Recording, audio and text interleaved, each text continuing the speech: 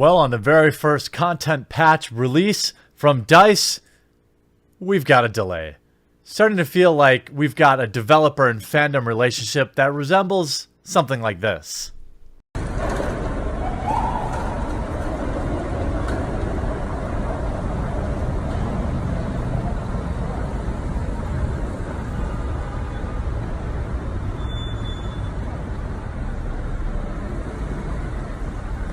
Now, certainly a lot of the blunders, whether they be PR related or the social justice variety, they're taking the forefront of a lot of the criticism that EA and DICE have received for Battlefield 5 when, of course, it really should be about many of the in-game bugs and certain things like that. But I've also got some updated sales figures that somebody sent me that I want to share with you as well. Let's first look at the announcement that Battlefield 5 put out.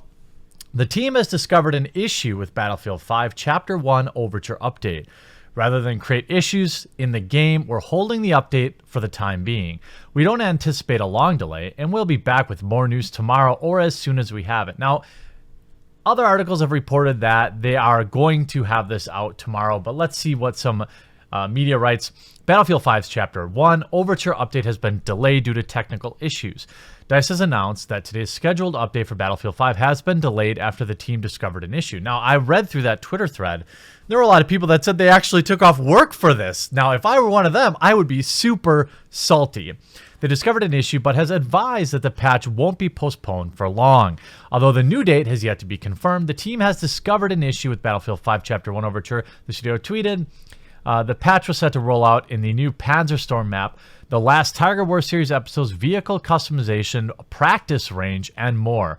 All shared in a sneak peek in Reddit last week. The devs have touched on player complaints about time to die, time to kill, and while a fix is in the works, nothing was planned for today's update. So one of the biggest complaints that people had, of course, it feels a bit like Call of Duty, where you get that insta-kill, but looks like it wasn't a part of today's update, and certainly it should have been a part of the launch. Global Community Manager Dan Mitre tweeted that despite the update's delay, DICE is still paving the way for its release and shared communication roadmap on Reddit. As we are preparing for the final checks and releasing our next game update, Chapter 1, we've encountered a couple of issues as we implement some of the new improvements to the game and servers, he said, in relation to the delay. Knowing that, we're putting more time into testing the build and we'll be pushing back deployment until we can ensure the update is solid. We know a lot of you are excited for the content and excited to get it to you, but only once we can ensure the experience is great. Don't anticipate this being a long delay. We'll be back with an update. Now, this is, I believe, the direct result. Now, take all the social justice criticisms I've had of EA and DICE aside, of DICE specifically. What this appears to be is EA setting unrealistic standards for a company that is really, really stretched thin, forced to develop a new product basically every year at this point. The product's getting stale. It's full of bugs. They released an inarguably incomplete product. A lot of this content about the software as a service, let's be real. What software as a service really is it allows game companies to get 100% of your money up front and then give you a game that is 30% completed, 40% completed. And then these updates over the year are really just what you would have normally expected as part of the game for $60 or $80 up front. This is a garbage technique that requires significantly more criticism, and I may dedicate an individual video to that in the near future because it was a way to basically bamboozle game purchasers, game buyers as an extra value thing, but really they're just giving you crap up front and then trying to fix it as long as the year goes. This is a way for companies to keep up with extremely aggressive release schedules and a way for them to continually release new games to you every year, new half games, and a way to keep their investors happy who apparently are expecting infinite money. Now, I am on record as certainly a critic of the social side of what EA and DICE have had to say, and the sales not looking strong. But ultimately, a lot of people really like this game, and I feel bad for them. The idea that you wouldn't have a gun range available on launch day is absurd. Why would you release that, for example, as a patch a month later?